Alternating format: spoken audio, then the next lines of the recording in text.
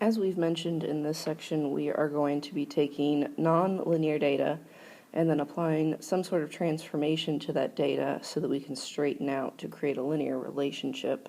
And then from that linear relationship, we'll be able to create our line of best fit. So what we're going to talk about in this lesson is transforming with some sort of power function. Basically, we just want to look at the various powers of x. So we're just going to call that x to the p power.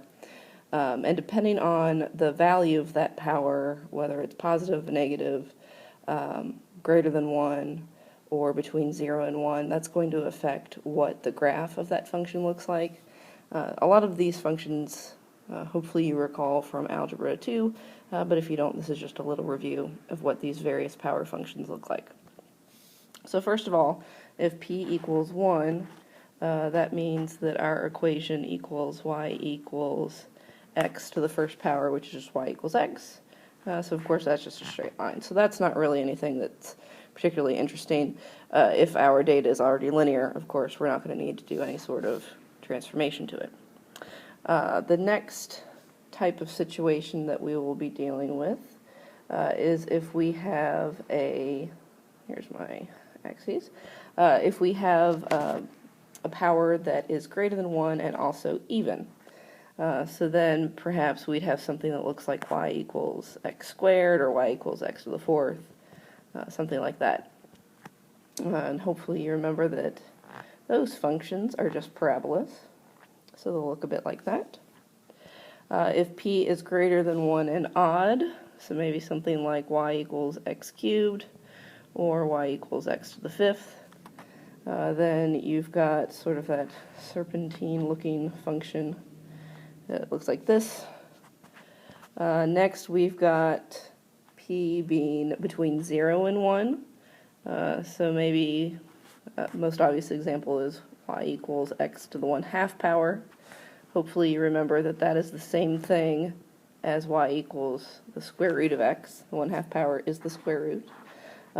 If you have a root function, so a cube root, a square root, something like that, its general shape will look like this.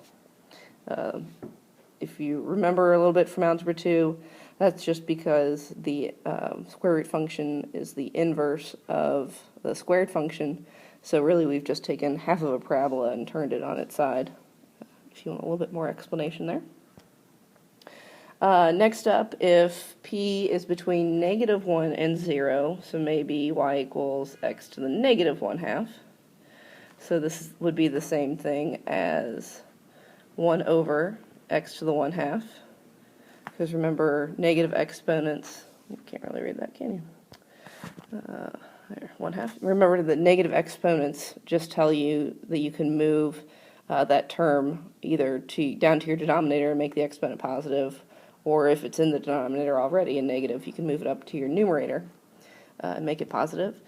And then we just said before that x to the 1/2 power is really the square root of x, so you could also write this function as 1 over the square root of x. Sorry about that, I forgot to paste in my axes.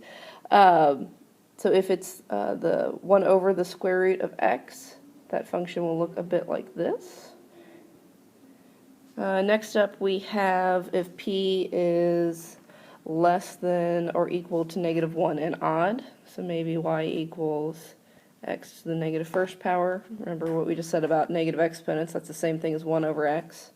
Or maybe this is y equals x to the -3rd power, something like that. Then we'll actually have two branches to our function. This is a hyperbola. Oops, that was terrible. Let's try that again. That's a little better. And the function will look like this. And one more we've got if p is less than -1 and even, so maybe y equals x to the -2nd power, or y equals x to the -4th power.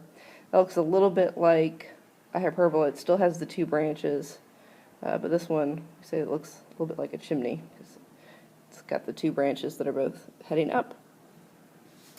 So these are the various power functions that you might encounter.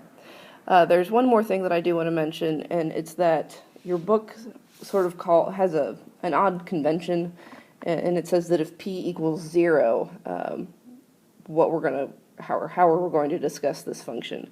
Now let's just take a look at this algebraically. If p was 0, then this would be y equals x to the 0 power. But we know that anything raised to the 0 power is just 1, so this would just be the horizontal line y equals 1. And that does us no good. So that's not actually what we're talking about here. Your book uses the convention of referring to the 0 power, as the logarithm function, because we need to be able to tack that in there somewhere. So we're going to refer to y equals the log of x as sort of the 0 power function. And the logarithm function, if you think back to Algebra 2, looks a bit like this. So again, there's several different types of transformations that we can work with. I've gone over in this video a few of the different power functions that you might see. But in the next couple of videos, we're going to talk about how to specifically use this logarithm function to our advantage so that we can create some linearity in nonlinear data sets.